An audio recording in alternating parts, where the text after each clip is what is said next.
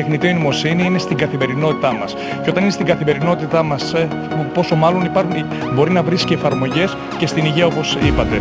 Εμείς ως εργαστήριο και ως τμήμα πληροφορικής και τηλεπικοινωνιών ακολουθούμε την τεχνολογία, ερευνούμε και ουσιαστικά δημιουργούμε νέα στοιχεία και νέα έρευνα πάνω ακριβώς σε αυτά τα αντικείμενα.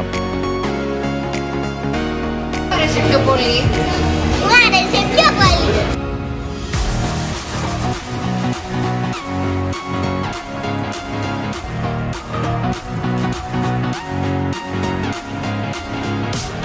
Εσένα σου άρεσε που ήρθες εδώ σήμερα? Ναι, πολύ. Θες να ξαναρθείς?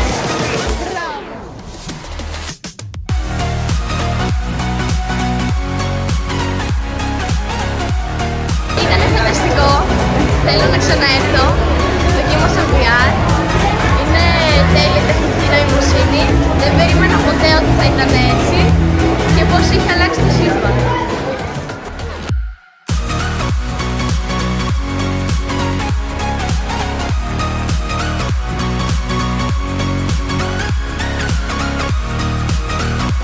Ήταν πολύ ωραία, με εικονική πραγματικότητα. Ο μικρός μου ξετρελάθηκε και εγώ μαζί και νομίζω θα το ξανά έκανα.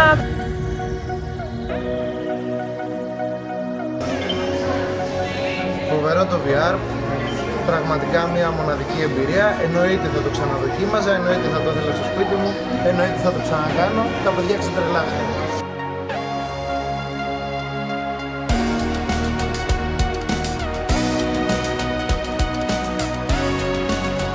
Δοκιμάσαμε τα VR παιχνίδια, δοκιμάσαμε και ένα με στόχους στον υπολογιστή.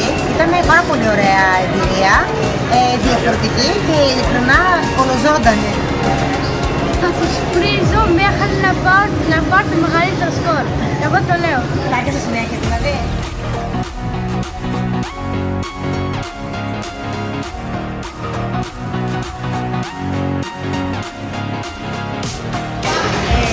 Δοκίμασα γυαλιά εικονικής πραγματικότητας και μικρής πραγματικότητας. Μου άρεσε πάρα πολύ και το προτείνω και για μεγάλους και για μικρούς.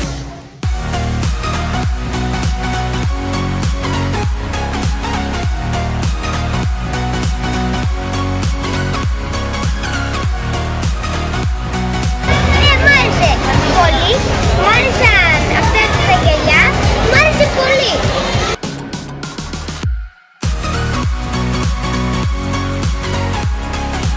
Έχω τετράγωνα και είναι πάρα πολύ ωραία.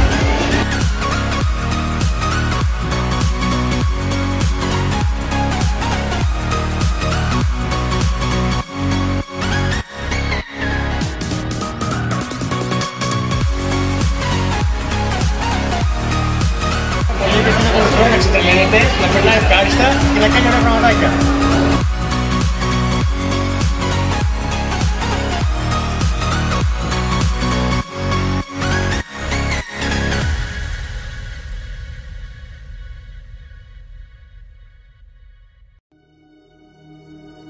Τα παιδιά ξετρελάθηκαν, θα το προτείνουμε ανεπιφύλακτα στο σχολείο.